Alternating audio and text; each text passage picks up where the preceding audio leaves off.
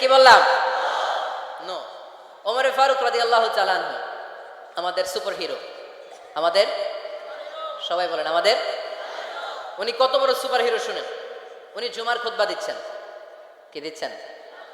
মসজিদে নববীতে খুতবার মাঝখানে হঠাৎ বললেন, ইয়া সারিয়াতাল জাবাল, ইয়া সারিয়াত ইবনে জানিমিল জাবাল। এই কথা বলেই আবার খুতবা দিতে শুরু করলেন। ওনার এই ইয়া সারিয়াত ইবনে জানিমিল জাবালের সাথে আগের কথারও কোনো মিল নাই, পরের কথারও কোনো মিল নাই।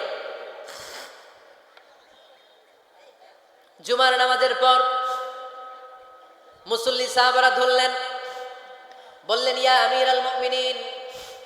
খুতবার মাঝখানে হঠাৎ করে ইয়া সারিয়াত ইবনে জানিমিল জাবাল বলে আপনি চিৎকার করলেন কেন? আপনার এই বাক্যের সাথে আপনার খুতবার আগের বাক্যের কোনো মিল নাই, আপনার খুতবার পরের বাক্যেরও কোনো মিল নাই। এই কথা আপনি কারে বললেন? কারে উদ্দেশ্য করে বললেন?